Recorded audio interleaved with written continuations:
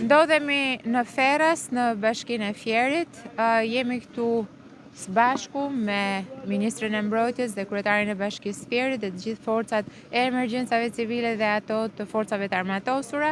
Është bërë evakuimi të gjithë banorëve nga zona e Ferrasit, të gjithë ato shtëpi që kanë pasur problematika dhe që uji ka qenë prezent, janë evakuar që të gjithë qytetarët. Bashkia e Fierit ka përgatitur një nga konviktet dhe është i gatshëm për t'i pritur të gjithë njerëzit që janë evakuar. Megjithatë, nga që kemi marrë vesh këtu në zonë, të gjithë kërkojnë të qëndrojnë afër banesave tyre, kështu që kanë preferuar që të qëndrojnë në shtëpi të tjera të cilat nuk kanë prezencë të ujit.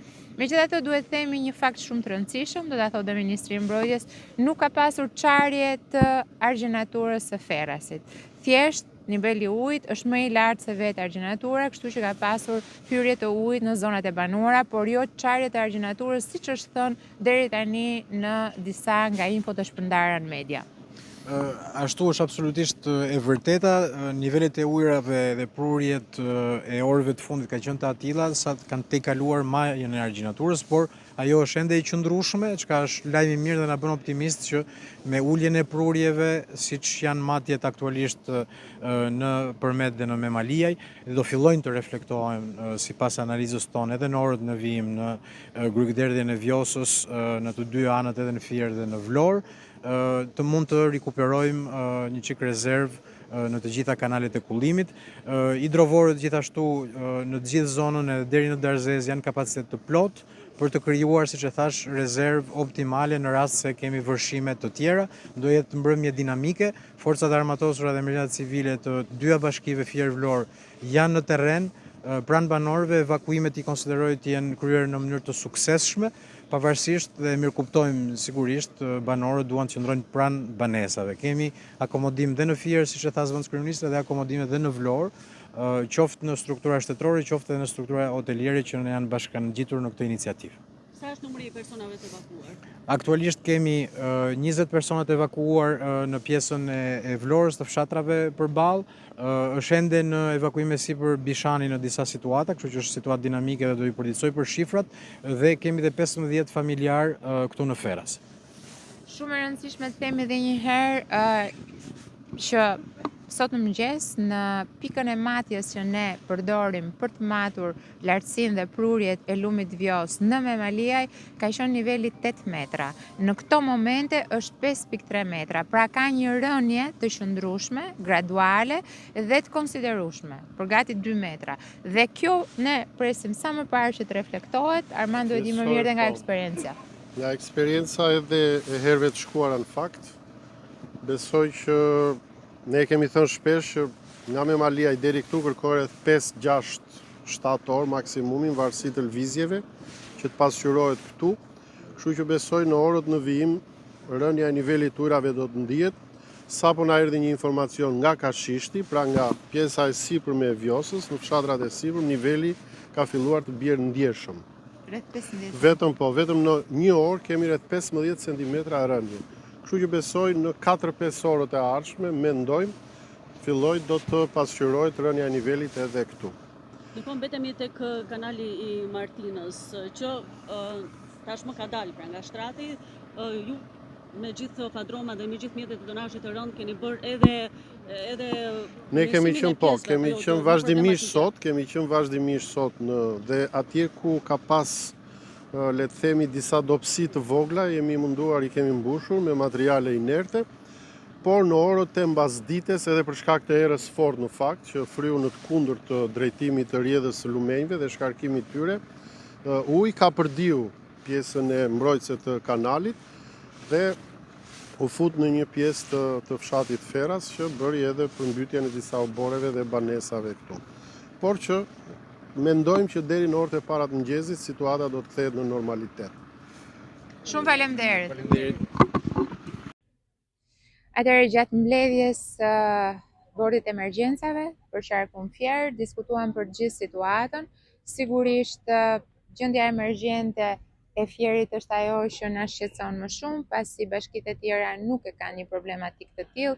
Ka lushnja disa toka rreth 60 hektarë që ndodhen në ujë në këto momente, por janë më shumë toka bujqësore. Në ndërkohë që kemi një situatë mallakase në zonën e Poçemit, vetë kryetari i bashkisë ka ndërhyrë atje për evakuimin e një familje e cila është bërë tashmë, por kemi diskutuar për gjithë planin e masave duke nisur nga ky moment dhe në vazhdim. Keni parasysh që ka një përmirësim të motit në këto momente, përveç erës që do të arrijë edhe kulmin e saj në ulësirën perëndimore me 25 metra për sekond. Nga ana tjetër, kushtet atmosferike po përmirësohen. Për sa i përket prurjeve të vjosës, sigurisht ne nuk shikojmë vetëm rreshtet që ndodhin në lokacionin ku ndodhemi, pasi ka të bëj edhe me prurjet që vijnë nga zonat e tjera të jugut, pra duke nisur nga zona e jugut të Shqipërisë, por edhe nga Greqia. Megjithatë, do ta monitorojmë në 8 orët e ardhshme për të parë të gjithë vijimsinë. Është e rëndësishme të thuhet që i kemi kërkuar të gjithë në bashkitë e qarkut të Fierit që të jenë në gatishmëri dhe të ndihmojnë njëri tjetrin. Kështu ka ndodhur edhe me Bashkinë e Roskovecit, me Bashkinë e Patosit, kanë vënë mjetet e tyre në dispozicion edhe Bashkia e Lushnjës, i kanë vënë mjetet e tyre në dispozicion të Bashkisë Fierit, siç janë autobotet apo edhe eskavatorët e tyre. Ka një koordinim për planin e masave. Sigurisht kemi folur edhe për fazën e mëpasme që do të ketë bëj me kompensimin e dëmeve.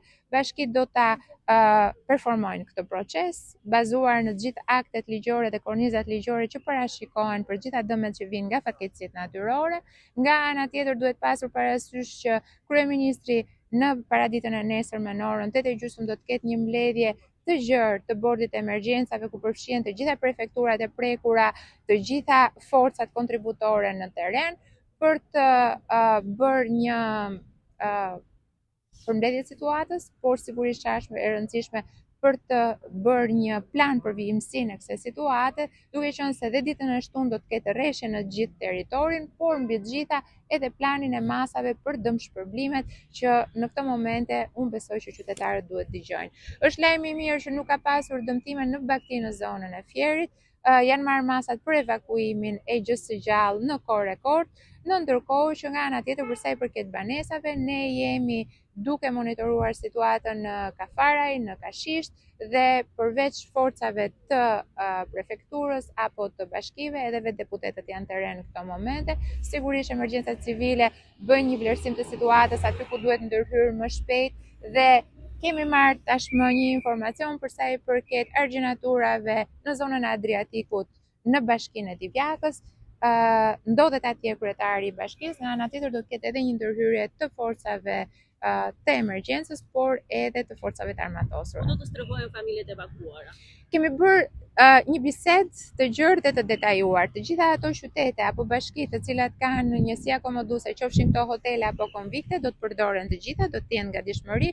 Ato bashki të cilat nuk kanë njësi akomoduese, pra hotelerie apo kanë pak të tilla, siç janë bashkitë e vogla të këtij qarku, do të përdorin edhe palestra dhe gjithçka tjetër, po jemi të sigurt që situata nuk agravon deri në këtë pikë. Shumë faleminderit.